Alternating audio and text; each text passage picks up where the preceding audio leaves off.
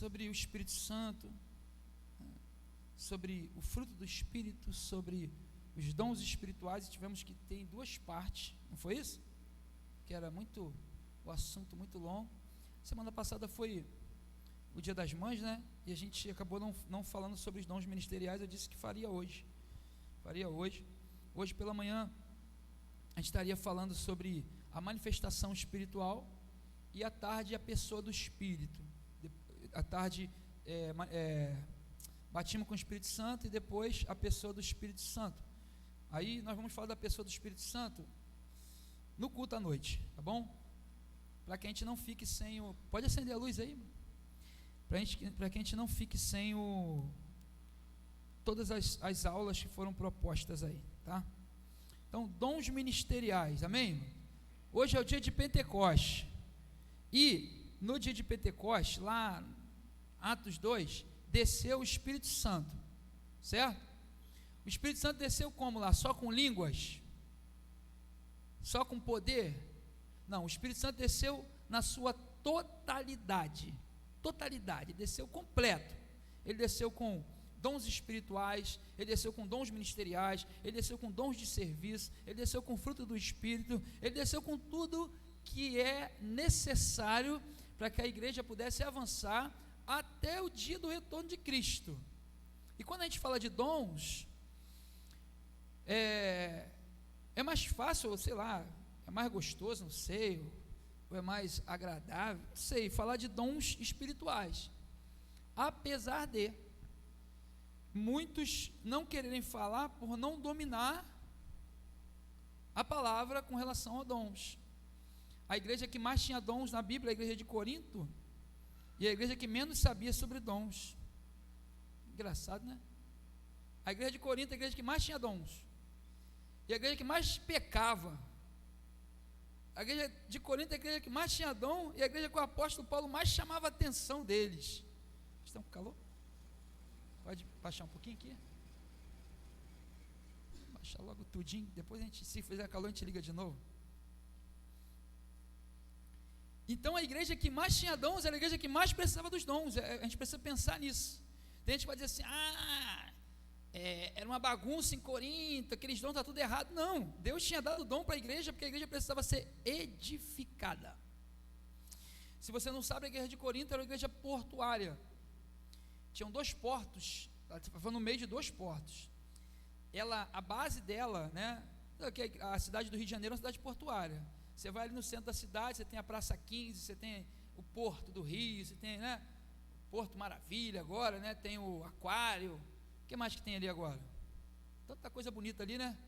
Então, você chega ali, é um local de entrada e saída. Só que o Rio de Janeiro, ele tem o Porto do Rio, ele tem também ali, no Porto do Rio, você tem ali a ponte, qual é o nome da ponte? Rio-Niterói. E aí eles fizeram um caminho, uma estrada, que liga até um outro porto importantíssimo do Rio de Janeiro, que é o Porto de Itaguaí. Por que fizeram essa estrada toda? Por que fizeram essa ligação toda? Porque tem coisa que vem desse porto, vai até o outro e distribui, e assim vai. Assim é a cidade de Corinto também, é uma cidade portuária, é uma cidade onde passavam muitas pessoas, por isso era um local estratégico para o apóstolo Paulo, para a pregação dele, e também para Deus. Por quê? Imagina que aquela cidade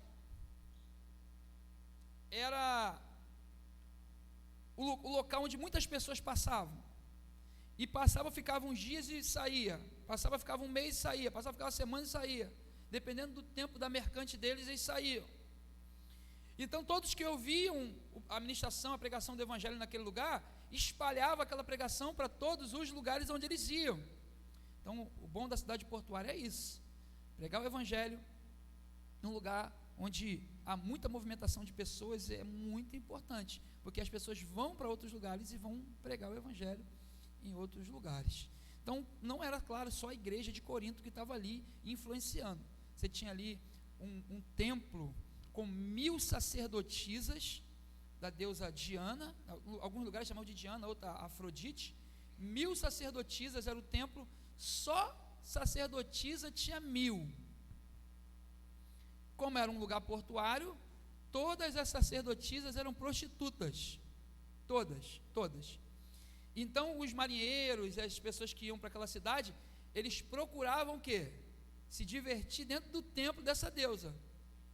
Essas mulheres, elas tinham o cabelo cortado até aqui em cima, tosquiado aqui, para dizer que elas eram as prostitutas desse templo.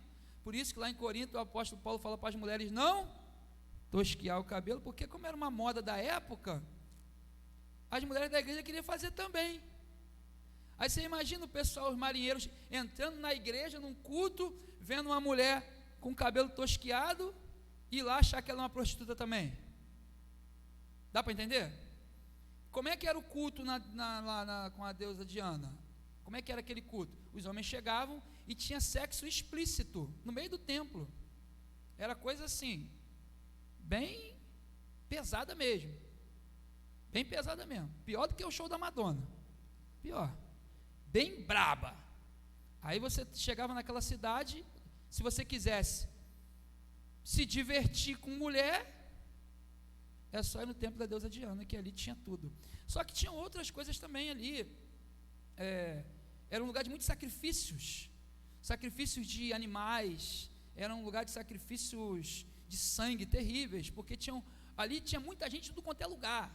Então eles sacrificavam bois inteiros e ofereciam a deuses estranhos. E aí tinha os açougueiros que ficavam vigiando. Depois que eles cortavam a cabeça do boi, sangrava e deixava lá, os açougueiros iam lá, pegavam aquele boi, levavam para o açougue dele, cortava e botava para vender. Aí tinha gente da igreja indo lá comprar carne. Aí tinha gente da igreja que falava assim: ia lá, ó, está comprando carne sacrificada a ídolo. Aí o apóstolo Paulo fala assim: quem come carne e escandaliza seu irmão é melhor que não coma. Deu para entender? Ele não está dizendo que era proibido comer carne, era proibido a mulher cortar o cabelo, mas dentro daquela realidade, era melhor que você não fosse naquele açougue, que você sabia que aquele cara estava pegando a carne sacrificada a ídolo e botando para vender no açougue. Estava fresquinha, né? Tinha acabado de matar. Olha quanta coisa tem ali na igreja de Corinto. Só que na igreja de Corinto também é da onde a gente tira o ensinamento desses dons espirituais, fruto do Espírito, dons ministeriais. E era necessário que isso acontecesse para que houvesse edificação. Quando precisa de edificação ou crescimento, você vai ver muitos dons espirituais manifestados. Você vê uma igreja que ela é daquela mesma maneira 10 anos, 15 anos, 20 anos, 30 anos, 40 anos, nunca mudou. Você vai ver que não tem tanto dom espiritual manifestado no meio daquela igreja. Se tem dom espiritual manifestado naquela igreja, não é que ela nunca vai ter um problema, ela vai ter alguns problemas, porque são pessoas, mas ela vai ter crescimento. A evidência de que o Espírito Santo está em movimentação no meio da igreja é o crescimento, certo? E quando a gente fala de dons ministeriais, coloca aí Efésios 4:11, Efésios 4:11.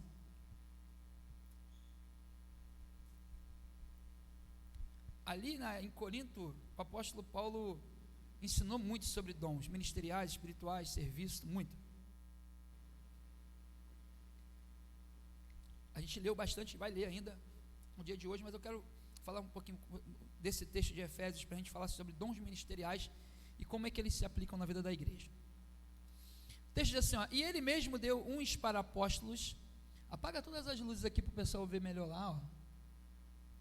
Eu tirei aquele slide que não estava aparecendo muito. Não, de cá, só o de cá. Vou apagar essa daqui toda. Isso, melhora, viu? E ele mesmo deu uns para apóstolos, diga apóstolo. E outros para? E outros para? E outros para?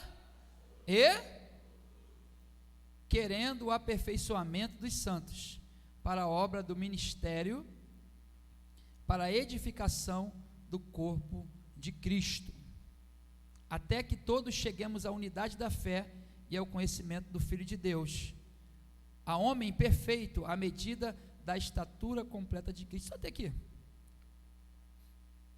Ele fala que ele primeiro deu uns para apóstolos, outros para profetas, outros para evangelistas, outros para pastores e outros para doutores ou mestres, né? Que pode escolher, doutor, mestre, a mesma coisa, tá bom?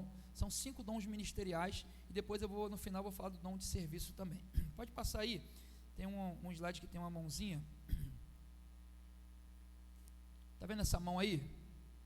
Os dons ministeriais, você tem o apóstolo, dedão assim, apóstolo, certo? Faz com o teu dedão assim, apóstolo.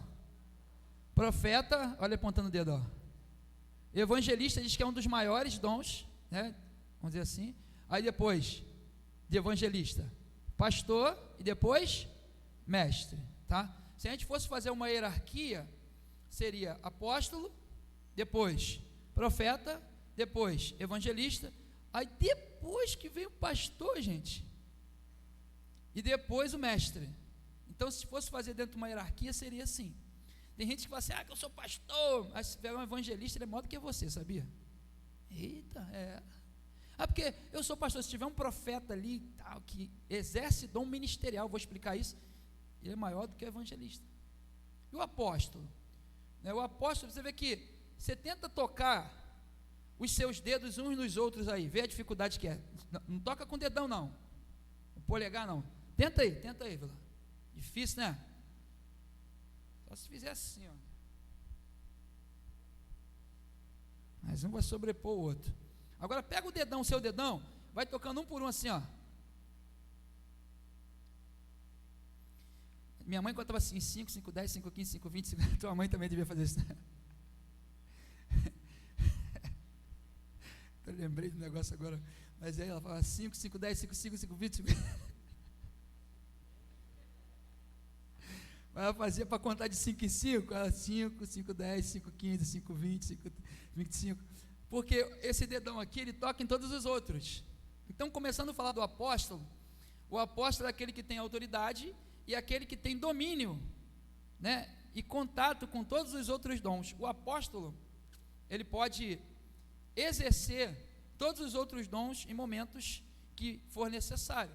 Normalmente a base de uma igreja é apostólica. A gente não usa o termo apóstolo, algumas igrejas até usam o termo apóstolo, mas ficou tão banalizado isso, porque as pessoas pensam que o apóstolo é o semideus, né?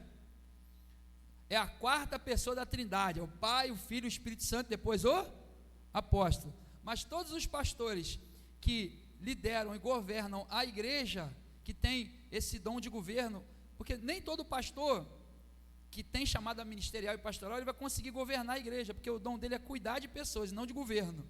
Mas aquele que tem o dom de governo, aquele que governa, aquele que estabelece não só uma igreja, mas de várias igrejas, se for necessário, esse tem o dom apostólico. Parte dele é a doutrina, parte dele é a direção, parte dele é a visão, parte dele é a profecia, parte dele é o evangelismo, parte dele é o pastoreio, parte dele é o ensino. Deu para entender? Partindo dele, dentro da direção de Deus, ele tem contato com tudo. O apóstolo, ele pode em determinado momento ser o profeta. O apóstolo, ele pode em determinado momento ser o evangelista. Ele pode em determinado momento ser o pastor, ou em determinado momento ser o mestre. Eu estou aqui agora sendo mestre, porque eu estou ensinando. Não é uma pregação, é um ensino, amém, gente? É ensino, é acadêmico o negócio, tá? Por isso que a gente está ensinando. Então, vai determinado momento que eu vou me levantar como profeta e tal. Só que, quando você vai para os outros dons, enquanto Deus não deu o dom apostólico de governo, cada um fica com o seu dom.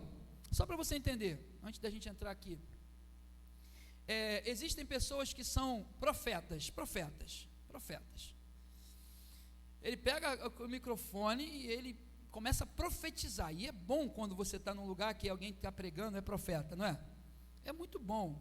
A gente sente como, cara, Deus está falando aqui diretamente, cara, se arrepia, aquela coisa toda. Quem tem o dom profético, ele sempre vai ser uma pessoa boa de pregar, de trazer essa palavra profética, porque o profeta, ele traz o que está no coração de Deus para a igreja. Então são revelações bíblicas e até mesmo espirituais que vêm, que você fica assim, fala assim, cara, onde é que esse cara tirou isso, que eu já li a Bíblia 50 vezes, esse texto, mas eu nunca tinha visto isso. O profeta, ele consegue trazer um negócio que parece que arrebata a nossa alma. gente fala até a linguagem canina. Uau, uau.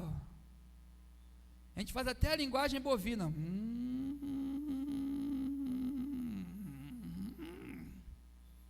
Porque mexe com a gente. E aí você vê o evangelista pregando.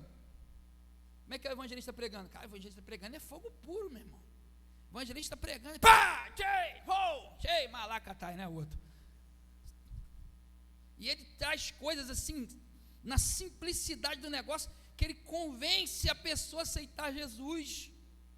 Ele tem uma desenvoltura, que ele vem, o fogo desce e tal, e tá. Ele prega aquela mesma mensagem 200 vezes, cada dia numa igreja diferente, se for o caso, ou na mesma igreja, se for detalhe, mas porque a mensagem que Deus deu para ele é a mensagem evangelística, que amém, isso não é errado também não, ele é evangelista. Ah, evangelista, eu fico andando atrás de você, eu já ouvi essa mensagem 50 vezes, então para de andar atrás dele, vai fazer a tua obra, deixa o homem fazer a dele. Mas normalmente o evangelista, quando ele vai numa igreja, arrebata o coração, todo mundo gosta, né? E o pastor ele vai pregar o evangelho? Vai. Normalmente o pastor ele tem um carinho no pregar o evangelho, um amor.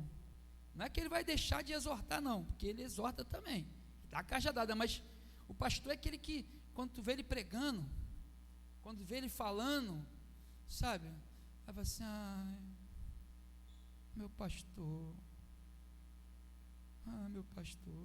ficaria o dia inteiro com ele, ficaria o dia todinho ouvindo ele, e tudo mais, e ele está ali, mas ele não vai ser aquele cara de grandes revelações, de repente, de profecia, quando for aquele negócio do governo, de repente ele não vai ter, né? Aí tu vê um mestre pregando, normalmente quando o mestre está pregando é maravilhoso, quem gosta de estudar, fica anotando, mas normalmente quando o mestre está pregando, ele vai falar 1 hora, ele vai falar 1h30, ele vai falar 2 horas, e daqui a pouco as pessoas vão estar dormindo já, assim, daqui a pouco vai ter celular caindo no chão, né? Celular, Bíblia caindo no chão, a pessoa faz assim, como se estivesse acordada, mas não está, todo mundo viu que ela estava dormindo, né? Mas o mestre, ele tem esse sonífero. O que eu quero dizer para vocês? Você pega o evangelista ou o profeta e coloca o profeta para governar a igreja, para liderar a igreja, para ser o, vamos dizer assim, o pastor sênior da igreja, ou o apóstolo da igreja, né? Primeira semana, segunda semana, terceira semana vai ser maravilhoso. A partir da terceira semana, filho, ninguém aguenta mais o profeta. Ninguém aguenta mais o profeta. Eu disse, não dá não. Não estou aguentando mais, porque não vai ter edificação, não vai ter ensino, não vai ter evangelismo, só vai ter profecia. Aí que está o erro, porque quando as pessoas veem o profeta pregando, eu quero que ele seja o pastor da minha igreja. Ou então, alguém chega para ele e fala assim, vejo que tu és profeta, vamos abrir uma igreja para a gente? Porque olha, se tu pregar desse jeito aí, olha quantas almas a gente vai ganhar. Aí o indivíduo acaba indo e depois não dá certo. Ele deixou de ser profeta por causa disso? Não. Aí tu pega o evangelista, brabo, ganha alma, pula, grita, rola. Coloca o evangelista numa frente de uma igreja para você ver. Vai todo mundo embora também, ninguém aguenta o evangelista. Porque primeiro, não é que ele é vazio, mas ele tem uma mensagem, a mensagem dele é uma só. A mensagem dele é evangelística, a mensagem dele é para ganhar alma, ele não tem outra mensagem. É nisso que Deus trabalha com ele. E ele vai gritar, daqui a pouco ele vai pegar a Bíblia dele, vai embora, vai sumir, você não vai nem ver ele. Você, mas eu precisava de um pastor para estar aqui comigo. Mas ele não é pastor, ele é evangelista, é você que colocou ele como seu pastor. Aí tu pega o pastor e coloca ele para pastorear a igreja, vai dar certo. Porque ele é o quê? Pastor de ovelha. Mas não conta que esse cara vai ser o grande administrador, o cara que vai fazer, não, tem pastores que até falam o seguinte, eu já vi, irmão, e não foi um só, ele dizendo assim, a igreja está muito cheia, Teve um que falou assim, tinha 100 pessoas na igreja, e falou assim, eu estou com saudade quando a igreja tinha 50, eu acho que eu vou dividir, eu vou pegar 50, vou colocar lá na outra rua, aí vou levantar outro pastor lá, aí ele fica para lá, e eu cuido dessas 50 aqui, porque ele não consegue, o pastor não consegue, o pastor ele vai cuidar, mas ele não vai conseguir administrar como o apóstolo administra, mas ele vai pastorear, vai. Aí você pega o mestre, o cara é um professor do seminário lá, né? Tinha uns professores do seminário que eu falei assim, meu Deus, imagina esse homem pastoreando uma igreja, é o melhor professor que eu já tive no seminário. O que eu ouço dele pastoreando hoje não é bom, não é bom. Por quê? A igreja não vive só de ensino, a igreja não vive só de ensino, e quem está à frente da igreja, ele precisa ter o dom apostólico, mesmo que ele não leve essa nomenclatura, ele precisa ter o dom apostólico, ele precisa ser profeta quando necessário, ele precisa ser evangelista, ele precisa ser pastor, ele precisa ser o mestre, mas ele tem que ter o governo. Você quer ver um apóstolo, a primeira característica dele é quando ele governa de fato. Se há governo, se ele tem firmeza no governar, primeira característica de um apóstolo. Então, deu para entender essa visão geral? Até ontem eu estava com a minha definição do que é apóstolo, o que é profeta, o que é tal. Ontem, depois eu posso até mandar o texto para vocês, eu vi até, era para eu ter anotado aqui, eu esqueci, mas vou mandar para vocês, para citar a fonte. Eu vi um rapaz, acho que é pastor, que eu comecei a ver, eu vi várias definições. Quando eu vi a definição dele, eu falei, cara, esse cara está alinhado comigo, eu estou alinhado com ele, que coisa, e ele conseguiu sintetizar o que eu não estava conseguindo fazer, no completo ele sintetizou, e a visão dele, no final, até o final eu falo quem é ele, eu anotei o nome dele no meu computador, depois eu passo para vocês. Então vamos começar a falar do apóstolo, amém? O apóstolo, não sei se você está conseguindo ler aí, mas se eu não estiver conseguindo eu vou ler para você. O apóstolo é aquele que tem como missão enxergar o futuro e trazê-lo à existência. É a pessoa encarregada de fazer missões, abrir novas igrejas, iniciar novos projetos sociais. A origem do seu nome significa enviado, mensageiro ou embaixador. É um chamado para representar aquele que o enviou, sempre procurando expandir o reino de Deus. Até isso o cara falou. Os apóstolos são o fundamento da igreja, e é através deles que pastores e líderes são separados e preparados e treinados para as suas funções. Então, tudo parte do ministério apostólico, beleza? Engraçado, ficou separadinho aí, né? Mas tá bom. Tudo parte do ministério apostólico. Pode deixar. Agora melhorou. Tudo parte do ministério apostólico. O que acontece, irmãos? Acho que eu deveria ter falado até antes de ler isso aqui. Esses 5 dons ministeriais, né, todos eles são para governo da igreja, tá? Uma igreja que não tem os 5 dons ministeriais ativos, não é uma igreja saudável. Precisa ter o nome? Fulano é apóstolo, fulano é profeta, fulano é evangelista. Não. Por exemplo, o pastoreio no meio da igreja, não precisa a pessoa ter a unção, consagração de pastor. O pastoreio é feito no meio da igreja quando a pessoa é cuidada por alguém. Quantos aqui são líderes de célula? Levanta o braço assim. Um montão. Vocês são pastores na célula de vocês e pastoras, sabia disso? Vocês estão cuidando de pessoas, vocês estão amando essas pessoas, vocês estão ouvindo essas pessoas, ou não estão? Vocês estão ensinando essas pessoas, vocês estão fazendo a obra de um pastor, de uma pastora. Mas eu não recebi consagração de pastor e pastora, mas não é isso que eu estou dizendo. Eu estou dizendo que o ofício pastoral precisa estar no meio da igreja, de uma forma mais abrangente, e não só aquele homem, às vezes de terno, de gravata, às vezes até é difícil me ver de terno e gravata aqui, né? De terno e gravata que está ali, e que é aquele cara às vezes mais duro, mais forte, mas não, tem que ter ele ali, aquele ali é como se fosse o apóstolo, mas o pastoreio no meio do povo precisa acontecer. O ministério profético, não que a pessoa vai ser consagrada a profeta, até profeta, agora tu é profeta, toma um óleo na cabeça, aí o cara fica, sou profeta, não, mas se o ministério profético de governo está estabelecido no meio da igreja, de repente pelo próprio apóstolo, pelo próprio líder. Se esse ministério está sendo exercido, o ministério profético, a igreja é saudável.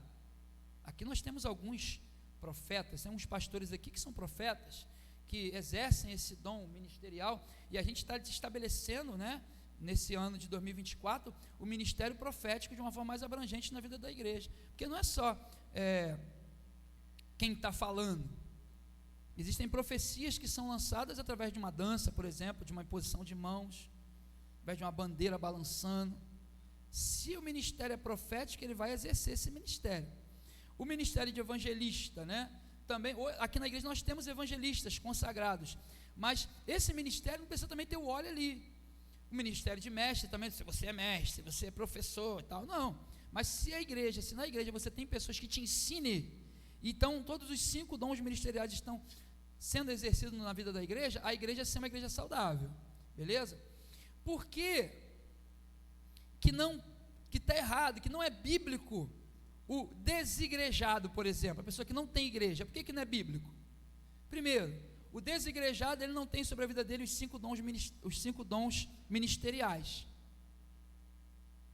Quem não tem os 5 dons ministeriais sobre a tua vida, não é a igreja, que está faltando parte do Espírito Santo nessa pessoa. Quem não tem os 9 dons espirituais na sua vida, também não é a igreja.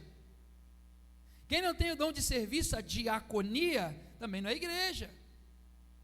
Então, eu sou a igreja. Eu já falei aqui, essa é a maior mentira do século. Eu sou a igreja quando eu estou junto com vocês. Se eu estiver fora de vocês, eu não sou a igreja. Se eu quiser fazer sozinho, sem pastor sobre a minha vida, sem apóstolo, sem profeta, sem evangelista, sem mestre, não tem governo sobre a minha vida. Se não tem governo sobre a minha vida, não tem Espírito Santo sobre a minha vida. É outro tipo de ensinamento que estão falando por aí. Se não tem a ceia, se não tem a comunhão, se não tem o governo, se não tem os 9 dons estabelecidos. Ah, mas eu posso cear aqui na minha casa, mas cadê o governo sobre a tua vida? Se não tem, está faltando uma parte. Se está faltando uma parte, não é de Deus. Jesus falou assim: quem comigo não ajunta, espalha. Quem não é comigo, é contra mim. Ah, eu mesmo governo minha vida. O problema é teu, você não é a igreja. Você pode bater no peito, pode ficar com pneumonia de tanto bater no teu peito, mas você nunca vai ser igreja se você não estiver ligado ao Espírito Santo, aos dons ministeriais, aos dons espirituais, aos dons de serviço e ao governo da igreja. Deu para entender, gente? Não cai nesse papo furado, não. Então o apóstolo é esse. O apóstolo, tem gente que fala assim: o apóstolo quer dizer o enviado, quer dizer missionário.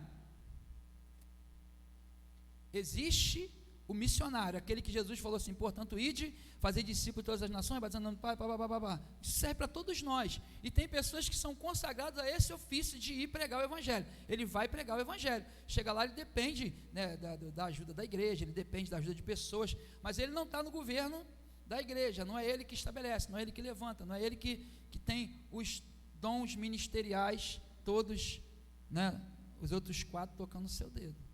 Tranquilo? Mas sim, o apóstolo também é missionário? Existem ministérios apostólicos no Brasil que são muito fortes, mas nem assim eles levam o nome de apóstolo. Por exemplo, você tem o R.R. Soares, que ele é chamado de quê, gente? Missionário. Mas você pega a função dele é apostólica. Olha quantas igrejas ele. Você tem o Bispo Macedo da Igreja Universal, ele é chamado de quê? De bispo, mas ele é um apóstolo, ele que cuida apostolicamente da igreja no mundo inteiro, é ou não é? E quantos outros tem por aí? Então, se a gente tem um entendimento do que é o ministério apostólico, independente do nome que se dá, normalmente nas igrejas onde tem muitos pastores, está se dando o nome aí no Brasil de pastor sênior, ou pastor líder, sei lá, é o pastor que é o responsável por toda a igreja e pelos pastores também. Tranquilo? Então, apostólico, então, dom de governo, correto?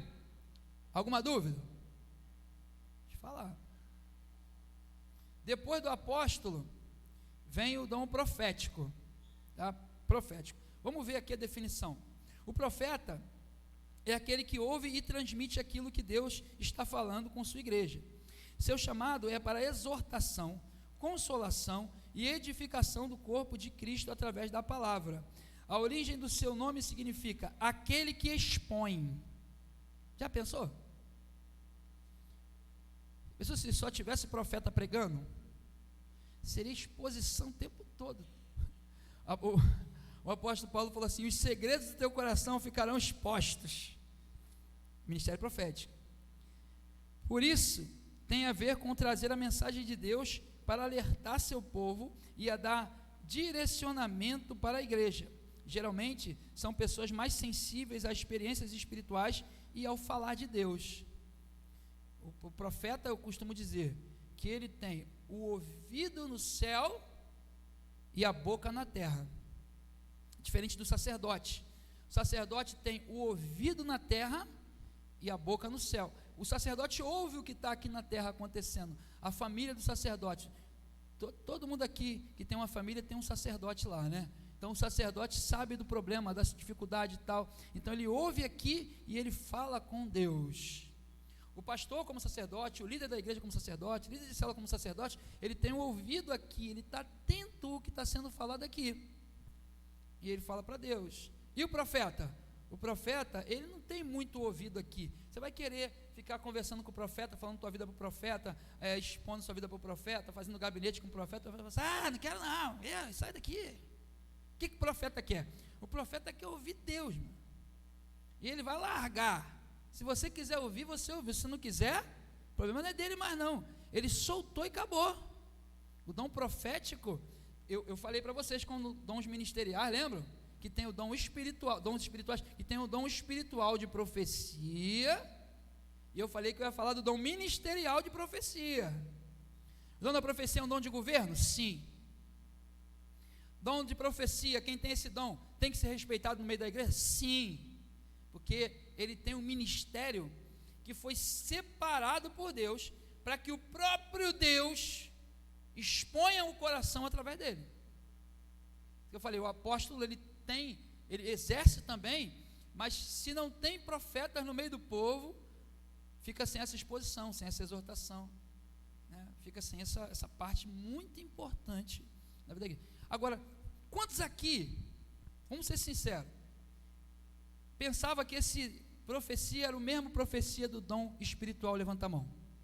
Pode ser sincero, ó, tem gente. Porque as pessoas quando ensinam, às vezes não separam uma coisa da outra. Não dá o discernimento. Existe o dom ministerial, profecia, e existe o dom espiritual, profecia. Quem tem o dom espiritual, profecia, não é dom de governo, é um dom claro, de edificação e tudo mais, que eu expliquei o que é ele nas outras aulas. Esse dom aqui é um dom de governo. Normalmente o profeta, quando a igreja tem esse exercício profético, o apóstolo dessa igreja, o líder dessa igreja, ele está sempre atento ao que esse profeta tem a dizer. Ele está sempre pronto para sentar e deixar esse profeta falar. Ele está sempre com o ouvido atento, porque ele também tem dom de profecia, então ele sabe que o que sai daquela boca vem de Deus. Ele sabe que a responsabilidade, olha, do que sai daquela boca tem que vir de... Pô, pastor, mas tem profeta que às vezes fala o que quer, do jeito que quer. Tem, não vem de Deus. Mas aí existe lá o dom espiritual, que é o dom de discernimento espiritual. Se o pastor, o evangelista, o mestre ou o apóstolo estiver pregando a palavra com a Bíblia aberta ali, ministrando, e o profeta levantar e começar a falar, quem que está certo? Quem está certo? Pode ser qualquer criança ou adolescente que estiver pregando com a Bíblia aberta, ministrando a palavra. Não tem apóstolo, não tem profeta, não tem pastor que pode interromper. A não ser que o que estiver sendo pregado seja uma heresia. A não ser que estiver sendo pregado seja algo fora do contexto bíblico, que precisa de uma repreensão. Aí o profeta normalmente levanta. O profeta não aguenta, gente. O profeta, ele é impulsivo. Se o profeta vê um negócio errado, o profeta já primeiro ele pergunta, Deus, está certo isso? É desse jeito. Ele tem uma intimidade com Deus, tem uma sensibilidade, e Deus já fala para ele, não está não. Ele já abre o bocão dele e fala assim, tem! Calma, está errado, não está certo. Então é coisa de profeta. Aí o profeta vem e fala assim, você acha que Deus não está vendo o que está acontecendo aqui?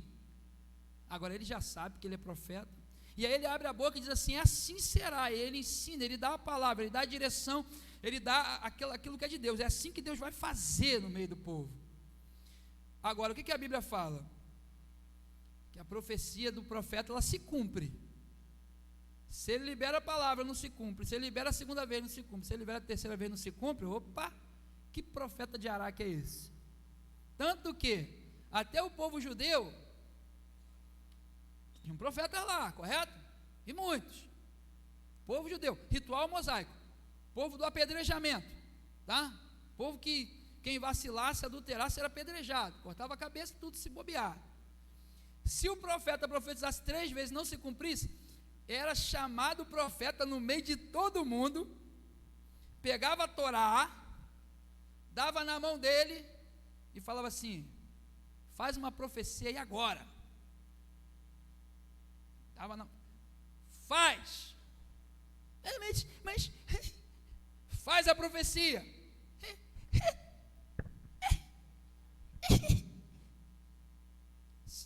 Se não fizer, vai ser apedrejado. E se fizer, não se cumprir em tanto tempo, vai ser apedrejado. Porque ninguém tomava o nome de profeta em vão. Agora, normalmente, e para encerrar a parte do profeta, normalmente, quem se levanta como profeta não tem uma vida fácil.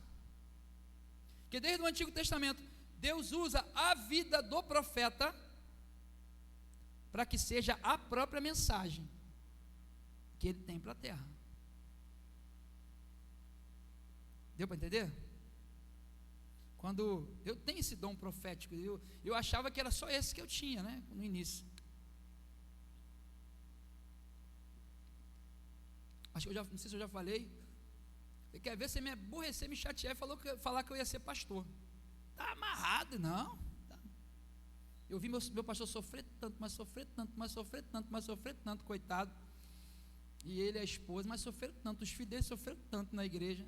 Eu falei, que nunca que eu vou querer ser isso na minha vida, está doido? Eu? Ele disse, você vai ser pastor? Eu não, de forma nenhuma. Eu li um livro, logo no início da minha caminhada cristã, que ele falava dos 5 dons ministeriais. Como eu me identifiquei com um profeta. Falei, eu sou isso aqui.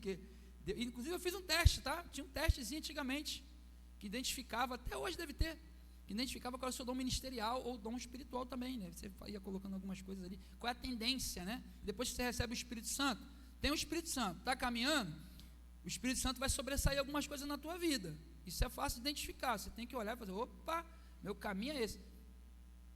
Aí Deus vai e me dá um filho, aí fala assim, bota o nome dele de Levi. Eu falei, Levi, Senhor? É Levi. Mas por que Levi? Tem tanto outro nome mais bonito por aí. Levi, um nome meio sem sal, né? Levi. Mas bonito, né? Levi. Mas foi Deus que mandou botar. Só que veio uma profetisa lá de Portugal, olhou para mim e falou, tu vai ter um filho, vai vir nessa barriga dessa mulher, orou, ungiu a barriga da Rosa, vai ser homem, e Deus ainda essa noite vai te dar um nome. Deu uma semana para a Rosa estar com um teste de gravidez na mão. Falei, gente, é o Levi. E é menino. Aí todo mundo falava, barriga de mulher, vai ser mulher. Eu falei, menino. Porque está com muito enjoo, é muito cabelo, é muito, sei lá, um montão de coisa que falavam, vai ser menina. Menino. Chegou no dia da ultra, a moça falou assim, o que você acha que é, pai? Eu falei, eu não acho, eu tenho certeza que é menino. Você quer menino? Eu falei, não, eu preferia uma menina. É sério, eu preferia uma menina. Mas Deus falou que é menina e agora já botou na cabeça que é minha cabeça é menino, o nome dele é Levi, e a senhora pode ver aí o negocinho dele aí que é menino. E a mulher olhou para a Rosa assim, ele acertou, não acertei não, foi Deus que me falou. Porque Levi era uma tribo, foi assim que Deus me falou, que não tinha porção nenhuma. Levi era uma tribo que tinha terra nenhuma. Levi era uma tribo que era sustentada pelas outras tribos, e Deus falou para mim assim, o nome do teu filho vai ser a tua vida, até o final da tua vida, você vai ser sustentado pelas outras tribos. Eu falei, não, Senhor, mas vai ser, e pronto, acabou, Levi. E como é que está sendo minha vida?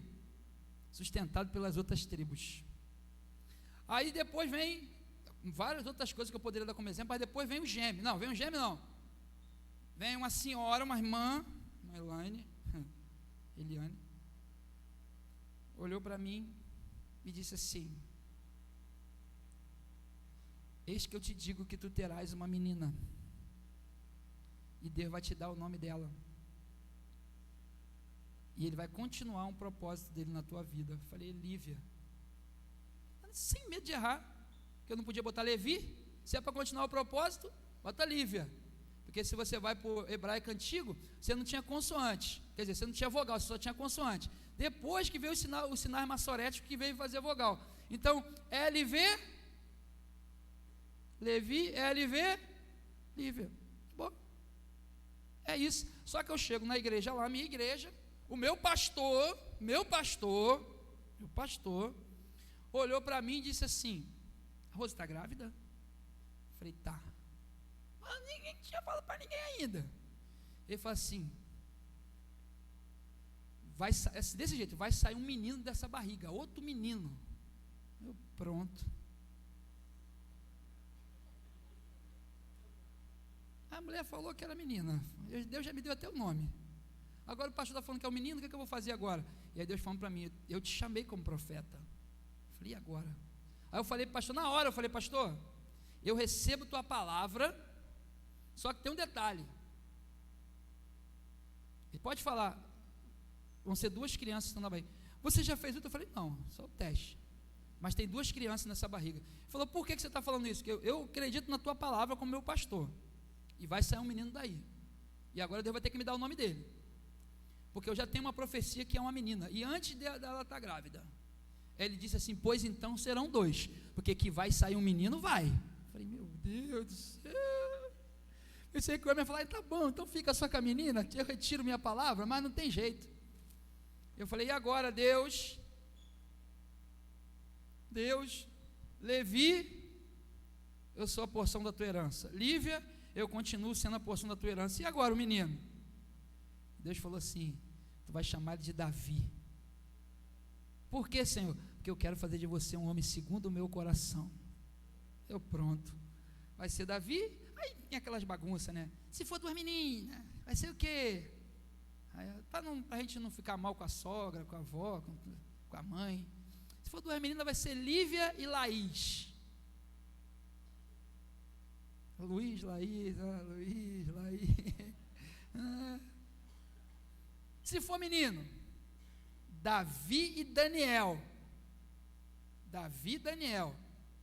Se eu tiver um filho hoje, um homem, vai ser Daniel, viu? Cadê o Daniel? Cadê o Daniel? Tá lá. Daniel. Não é por causa dos seus olhos bonitos, não, porque Deus já tinha me dado esse nome também. Seria.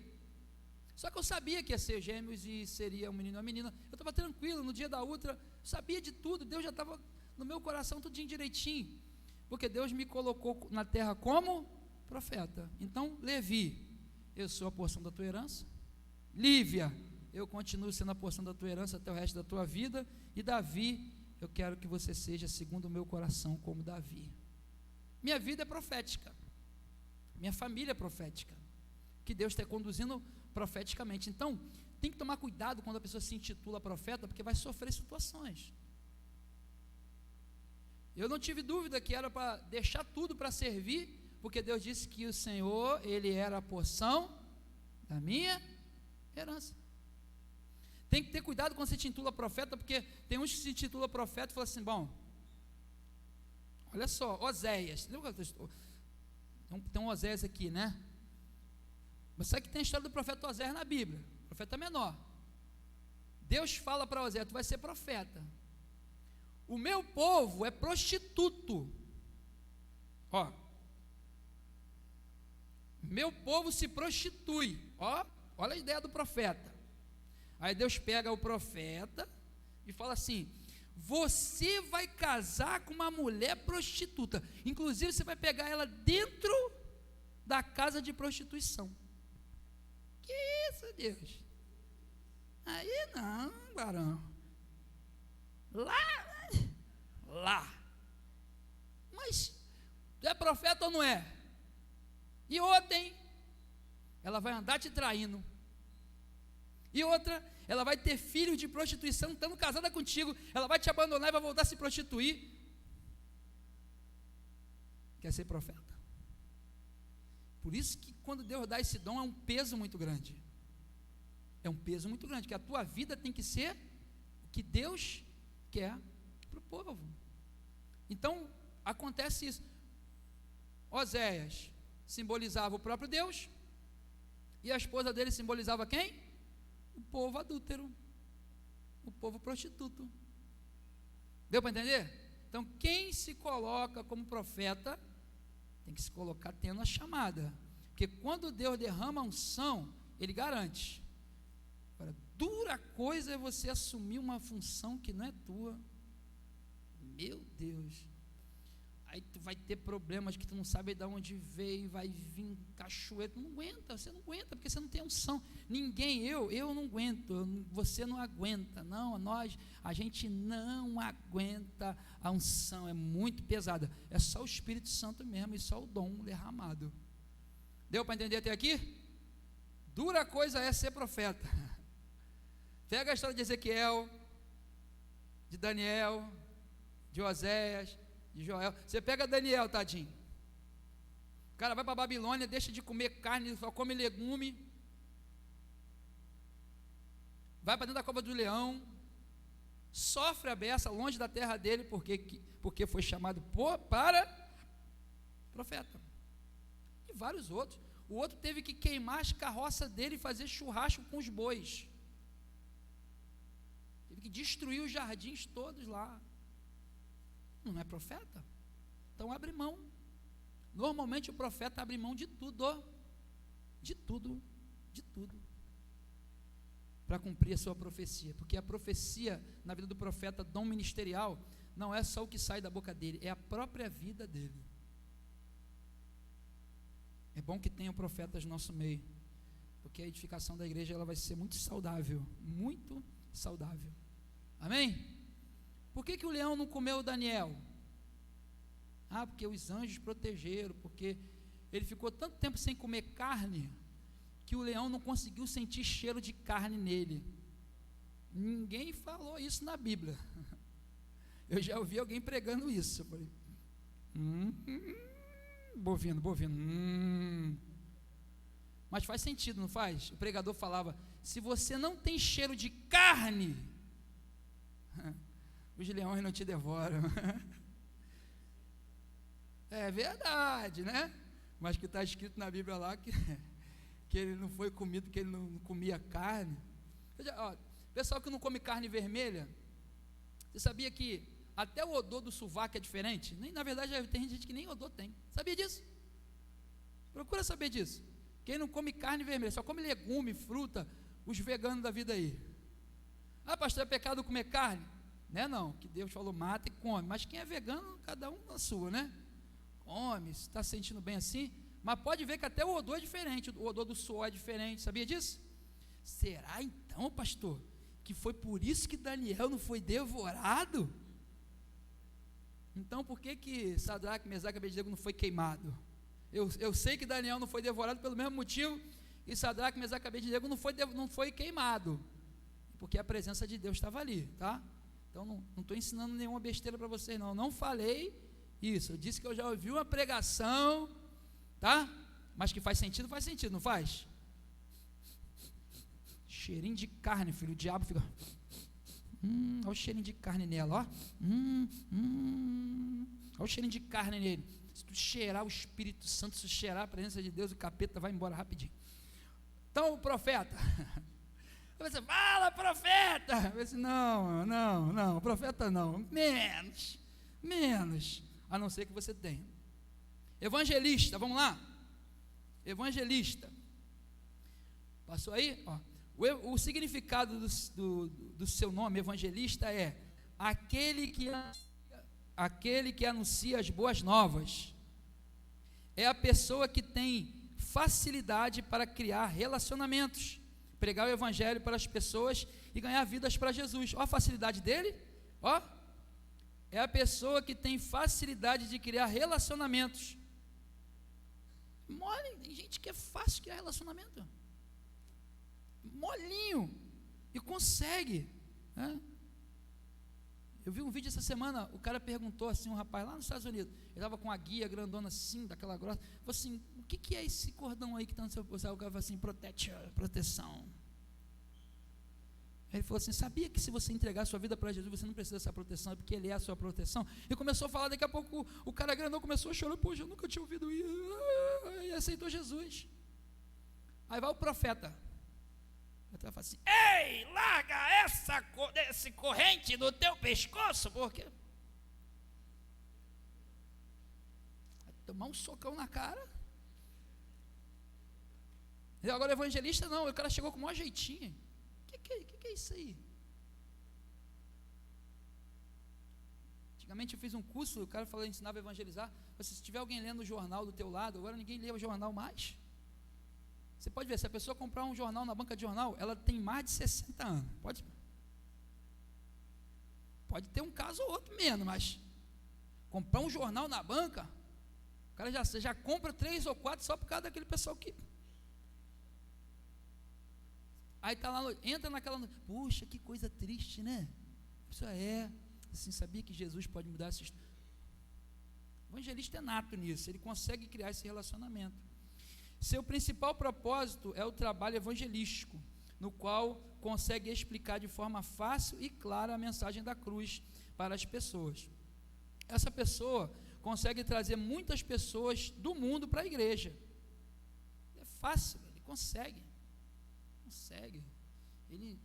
Eu quando me converti, irmão, eu pegava uma faixa dessa zebrada e colocava assim 4, 5, era banco de madeira, cabia 6 pessoas, 7, fosse magrinho, a gente botava até 9, espreme aí, o pessoal sentava em cima daquele,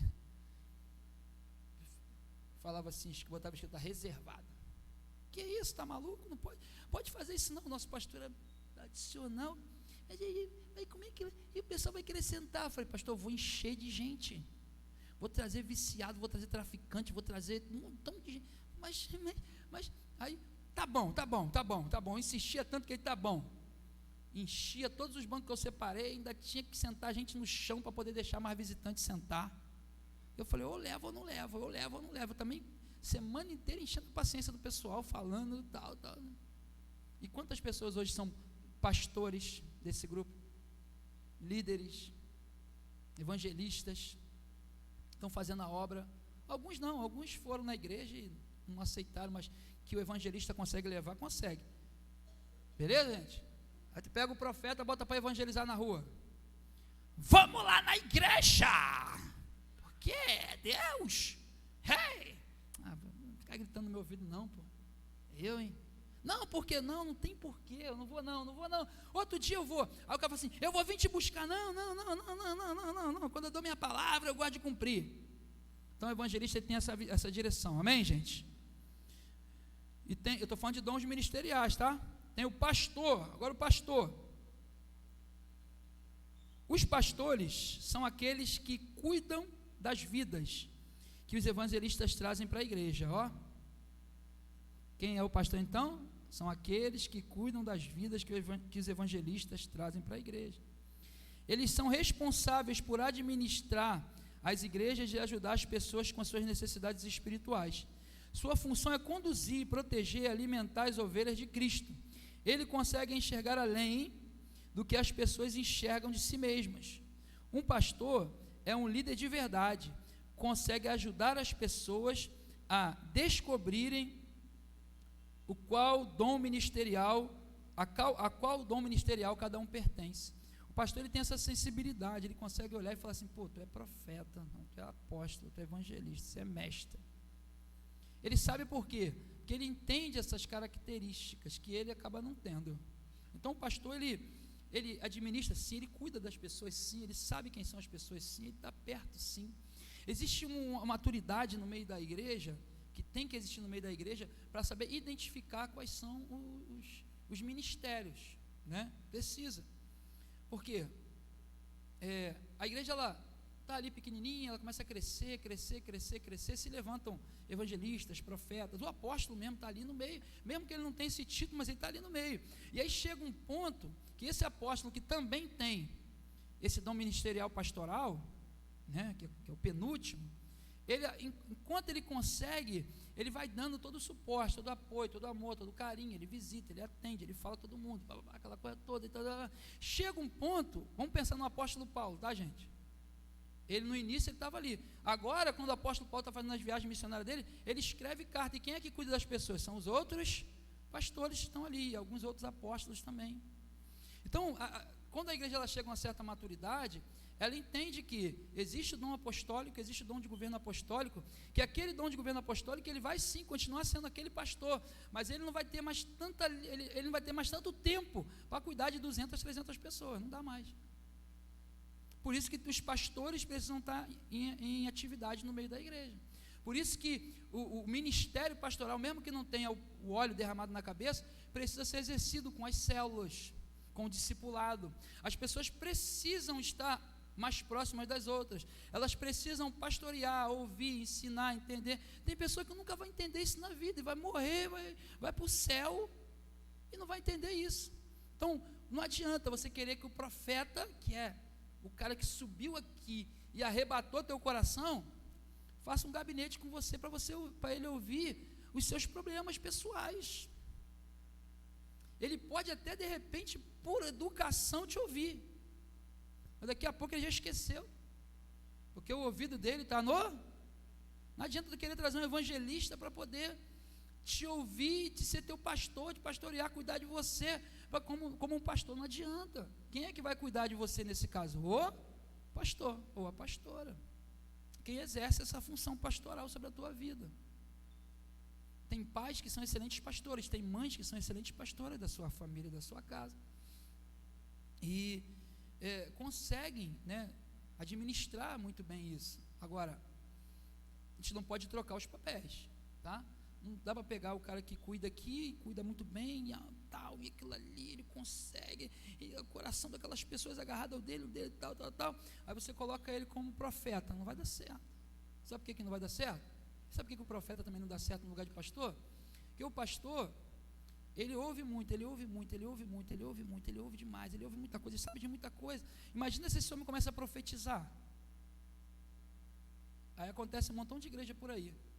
Não, porque eu falo uma coisa com o pastor no gabinete e daqui a pouco todo mundo está sabendo. É porque esse cara não é pastor de ofício, ele é pastor de ofício, mas ele, na verdade, ele tem dom de profeta, ele não tem dom de pastor.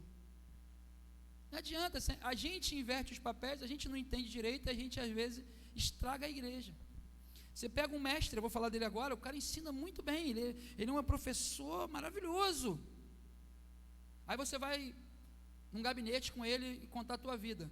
Ele vai pegar a exegese, a hermenêutica, ele vai pegar a homilética, ele vai escrever um livro e vai mandar você ler um livro de 300 páginas. Porque ele lê o livro de 300 páginas em 2 dias. E quanto tempo você leva para ler um livro de 300 páginas? Quanto? 3 anos? Aí também é brincadeira, né? Mas tem gente que quando pega o livro de 300 páginas aqui, olha e fala assim, tem de 25, de 30, até 100 eu consigo e tal, mas tem jeito. Pega o meu cunhado, o irmão da Rosa, ele lê essas enciclopédias de 1000 páginas em uma semana.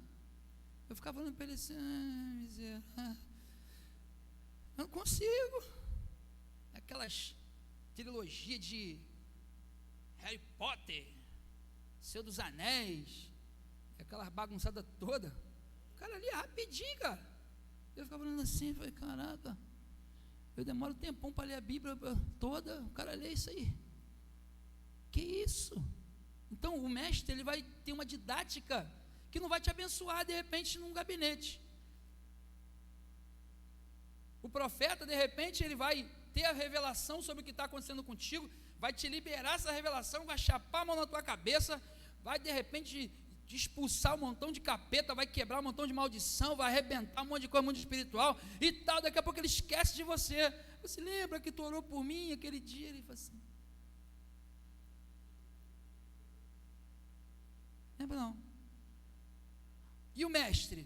Tu vai contar a tua vida para ele, vai fazer um mapa, igual o mapa astral, né?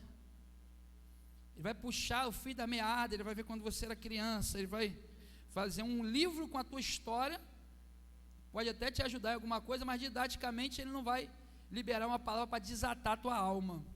Vamos para o mestre aqui para a gente fechar? Ele está me dando fome, vocês estão com fome também?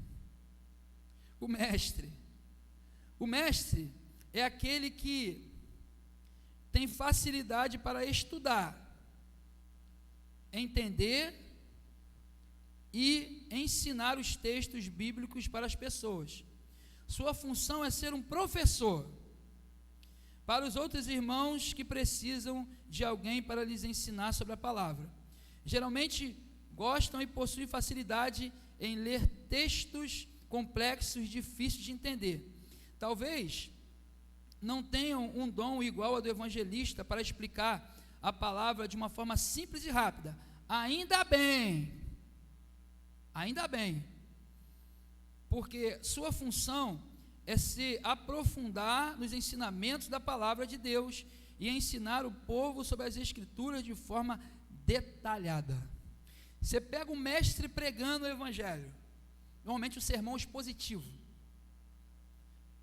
Quem já estudou um pouquinho de homilética sabe que é um sermão expositivo. O sermão expositivo, ele é um sermão que não dá para você pregar em 40 minutos, 1h30. Eu já preguei muitas vezes expositivamente. Normalmente quando Deus dá, eu vou lá e faço expositivo. Tem que ter exegese, hermenêutica, homilética, e tem que fazer, tem que puxar, tem que ir lá no contexto histórico, você tem que fazer o pano de fundo, você tem que trazer como aquele povo falava, como que ele se vestia, qual era a realidade daquela região, por que a influência era aquela. Lembra que eu falei para vocês aqui sobre Corinto? E como é que era Corinto? Será que você já leu o texto bíblico, já tinha percebido isso em Corinto? Mas como é que você percebe isso em Corinto se não está escrito isso na Bíblia? Você vai ter que estudar a história do lugar, você vai ter que estudar livros sobre o lugar, você vai ter que ver como é que era, vai ter que saber de historiadores sobre aquele lugar, e com isso, você consegue tirar assim, é por isso então que, é por isso, é desse jeito, beleza?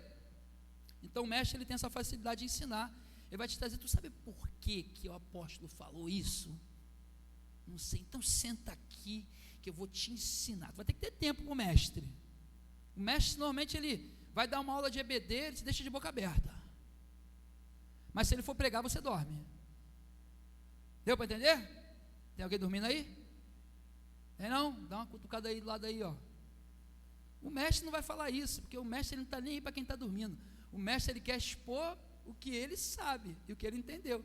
Quem estiver atento, ouve. Quem não estiver atento. Então, para fechar aqui, dons de serviço, quero ser rápido nisso aqui, tá? Dom de serviço, mas tem algo muito importante aqui. Os dons de serviço,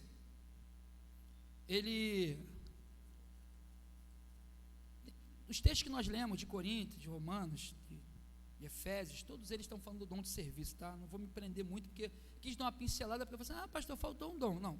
Não faltou nada. Os dons de serviço, a palavra serviço nos textos bíblicos vem do termo grego diaconia. Diaconia. E a diaconia aponta para mordomia. Quando você vai ver um estudo sobre mordomia, normalmente você vai falar de diaconia. O que seria essa diaconia, essa mordomia? Cuidar daquilo que os apóstolos não podem fazer por estar ocupado com a oração e a pregação da palavra. Sem esse dom, não tem igreja. Ele completa. Então tem que ter esse dom no meio da igreja.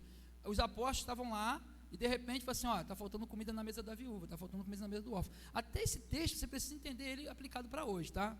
Porque antigamente viúva e órfão, eles não tinham renda nenhuma. Na verdade ninguém aceitava uma viúva para trabalhar na casa dele ou para trabalhar numa empresa. Órfão também era rejeitado. Então naquela época, órfão e viúva, eles tinham que ser cuidados por alguém. Se ninguém cuidasse, eles iam morrer de fome. Hoje em dia tem viúva que ganha mais do que você e eu. Tem ou não tem? Tem órfão aí que tem pensão aí que, o órfão está andando de Porsche. Eu vou ter que ir lá dar cesta básica para ele? A viúva ganha pensão, ela pode ajudar outras pessoas. Eu vou ter que ir lá na casa dela e falar assim, você está precisando de comida? Não é a realidade bíblica, tá bom, gente? Vem com essa conversinha não, que isso aí, tem um monte de gente falando besteira. quando os apóstolos estabelecem os diáconos, a mordomia, a diaconia, era para atender a mesa de quem precisava de verdade. Certo? Teve uma pessoa lá na igreja que eu era, o marido dela faleceu, né? Aí ela chegou na frente da igreja, na assembleia. Sabe o que é assembleia de igreja batista, né? Levantou o dedão, pá. E eu falei, caraca. Ela já tinha falado comigo alguma coisa. Eu falei, pronto, essa mulher vai falar na frente de todo mundo. Ela falou assim, é o seguinte, eu quero trazer luz à palavra, que meu marido morreu tem algum tempo, e eu preciso que a igreja me dê pelo menos um salário mínimo por mês. Aí eu falei, pronto, vai dar ruim, porque tem uma vizinha dela, eu na minha cabeça, vai dar ruim, a vizinha dela que mora do lado dela, sabe que a pensão dela já saiu, era uns 3 salários, e a vizinha vendia revista de Avon e tal, e a igreja ajudava. A vizinha falou assim, mas minha irmã, a senhora não tem uma pensão que a senhora acabou de ganhar do teu marido, o que a senhora está fazendo com esse dinheiro? Ah, mas eu tenho mais coisa para fazer, né? Não dá vontade de dar um bandão? Se fosse o profeta, ia fazer o quê? Sai! O pastor ia abraçar e falar assim, não, minha irmã, olha só. O mestre ia pegar um texto e falar assim, olha só, a senhora já ganha um valor que dá para ajudar, inclusive a irmãzinha que mora do lado que vem de Avon. Então a senhora não precisa de nada da igreja. E ela já veio falando, preciso. Só Jesus. A nossa igreja lá ajudou uma viúva durante 20 e poucos anos, se eu não me engano. O pastor era o pastor da igreja e faleceu, sendo o pastor da igreja. A igreja dava para ele o dinheiro de pagar o INSS lá e tudo, ele não pagava. Ele não pagava. Ele gastava o que ele precisava. O homem morreu. Quando o homem morreu, foram descobrir que ele não pagava. E a igreja ficou dando um salário mínimo e mais alguma ajuda para aquela irmã durante anos. Quando eu cheguei na igreja, isso já existia. Aí vieram me perguntar, porque eu já era ali na igreja, o que tu acha disso? Eu falei, acho muito nobre, porque, né, o pastor serviu aqui, independente dele ter errado ou não lá atrás, de não ter pagado, a irmã, né, tal, muito nobre. Agora, cadê ela? Que eu estou aqui já há 7 anos na igreja, eu nunca vi ela aqui na igreja. Não, mas ela não que ela precise estar lá, tá? Não que ela precise estar lá. Mas cadê ela? Eu falei, vocês sabem como ela está vivendo hoje? Eu falei, vocês precisavam procurar essa mulher e saber como é que ela está. Porque a menina já tinha feito 18 anos, ia parar, né? Eu falei assim, não, elas estão fazendo faculdade, ó. Então precisa continuar dando, tudo bem. Vai lá, pô, vai, procura a mulher, vai lá, estava no Rio Grande do Sul. Não. No Rio Grande do Sul. Ou em Brasília, não sei, acho que era. Alugaram um carro e foram lá. Chegou lá, mas era dona de um restaurante, gente. Tinha casa própria. Tá? Precisava? Precisava? Então o dom de serviço, ele também tem esse feeling. Vamos entender o que é a realidade? Vamos entender o porquê que precisa? E aí vamos ajudar, porque os apóstolos eles não tinham mais esse tempo. Eles tinham que pregar o evangelho e tinham que orar. Tá? Então, para que eles se dedicassem à oração e pregação da palavra, se levantam os diáconos. Os dons de serviço, né? Os dons de serviço em Romanos 12, 6 a 8 diz assim: temos diferentes dons, de acordo com a graça que nos foi dada. Se alguém tem o dom de profetizar, use-o com a proporção de sua fé. Se o dom é de servir, sirva. Se é de ensinar, ensine. Se é de dar ânimo, que assim faça. Se é de contribuir, que contribua generosamente. Se é de exercer liderança, que exerça com zelo. Se é mostrar misericórdia, que faça com alegria. Romanos 12, 6 a 8. A gente podia citar outros textos, mas eu separei aí aqui ele fala assim, o dom de dar ânimo. Gente, tem gente que tem essa facilidade. Vai chegar perto de alguém desanimado, essa pessoa vai te jogar dentro do buraco mais ainda, porque ela está pior do que você. Ou às vezes ela nem está pior do que você, mas ela vai conseguir te acabar contigo. Vai conseguir destruir teu ânimo. Tem gente que só sabe reclamar, então se foge. Mas tem gente que tem o dom de te animar. Fui visitar um irmão que estava com câncer, estava terminal no hospital. E eu falei, vou dar uma para Deus. O que eu falo para ele? Quando eu cheguei lá, ele olhou para mim e falou assim, que bom que você veio aqui. Eu tenho uma palavra de Deus para você. Começou a falar comigo. Aí eu chorei, fui embora. Falei, pronto, foi o homem que me animou. Meu Deus! E ainda foi curado, saiu do hospital ainda viveu mais uns 15 anos, morreu de outra coisa. Olha só, tem gente que tem o dom de te animar, e tem gente que tem o dom de não é dom não, isso é coisa do capeta, mas de dar ânimo. Ele fala também de contribuir. O dom de contribuição, ou de liberalidade, né? Ele é um dom, tem gente que tem esse dom mesmo, e normalmente são pessoas que Deus abençoa muito, Deus ele dá muito, porque ela sabe que essa pessoa tem o coração aberto, e aí é um dom. O dom de liderança ou administração, né? Tudo isso está voltado para a diaconia ou para a mordomia, né? E o dom da misericórdia, quando a pessoa tem misericórdia do outro. A gente está vendo aí essa tragédia no Rio Grande do Sul, né? Eu estava aqui esses dias e eu vi que a gente está recebendo doações, né? A gente está enviando pela Advec, os caminhões, carretas estão saindo dali, então a gente já viu que ali é um ponto seguro, a gente entrega ali, e algumas coisas de dinheiro, de Pix. A Gleice tem uma conhecida que mora lá, o pastor Joaquim tem um conhecido que mora lá, e a gente está assim, se tiver alguma coisa a gente vai enviar para o foco, né? Não para, vamos mandar um Pix para alguém, a gente não sabe para onde vai isso, na verdade a gente está calejado com tanta coisa, mas pelo menos o que a gente está recolhendo, está indo para o lugar. Aí eu vi pessoas chegando com uma bolsinha, falei assim, isso aqui é o pessoal do Rio Grande do Sul, aí meu olho enche d'água, porque cara, mesmo um pouquinho que a gente pode fazer, e quem tem o dom da misericórdia, tem muito mais ainda, né? Muito mais do que uma sensibilização por um momento assim. Quem tem o dom da misericórdia, tem o dom da misericórdia sempre. Deu para aprender alguma coisa aqui, gente? Deu? Tem alguma dúvida? Não? O outro slide ele está falando o quê? Até a próxima, né?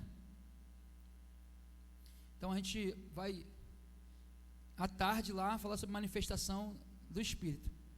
Dom de língua, esse negócio do pessoal que fica se mexendo, edição do telefone, né? Cair na unção, rodar. Tem pessoal que fala assim, isso aí é igualzinho centro de macumba. Tem gente que fala, né? Por que é igual? Sei lá, será porque é manifestação espiritual também? Então a gente vai falar sobre essas coisas na parte da tarde, sobre cair na unção. Tem gente que tem dúvida, né? Eu tinha essas dúvidas todinha, e eu falava mal a beça. Aí eu fui ver na Bíblia, eu vou falar tudo o texto bíblico para vocês, tá bom? Esse negócio o cara falou esses dias, estou chapado do Espírito, doidão do Espírito. Aí tem gente que a Bíblia fala sobre essas coisas, né? Essa manifestação, né? Essa movimentação. Nós vamos ter alguns atos proféticos também, né? Aqui na parte da tarde, antes de começar o culto. O evangelizante vai ministrar sobre batismo com o Espírito Santo. Nós vamos orar. Aí depois dessa oração, a gente vai tomar um cafezinho e voltar, manifestações espirituais, que é a nossa última aula desse Pentecoste, manifestações espirituais. À noite, no culto, eu quero estar pregando, não dando aula, pregando sobre a pessoa do Espírito Santo, quem ele é. O Espírito Santo, ele promove uma verdadeira expansão na nossa vida, sabia? Não é um crescimento só de tamanho, porque quem expande, expande todo. Viu? Como é que é o nome daquele peixe baiacu, né? Você já pegou um peixe baiacu? Ele está ali, de repente, quando você pega, ele vai encostando e faz assim, fica gordão. Ele expande. Então a expansão espiritual, ela é assim, a gente vai para tudo quanto é lado. Então é assim que a gente vai ministrar mais tarde sobre quem é o Espírito Santo. Vamos ficar de pé? A gente vai orar agora, tá, gente?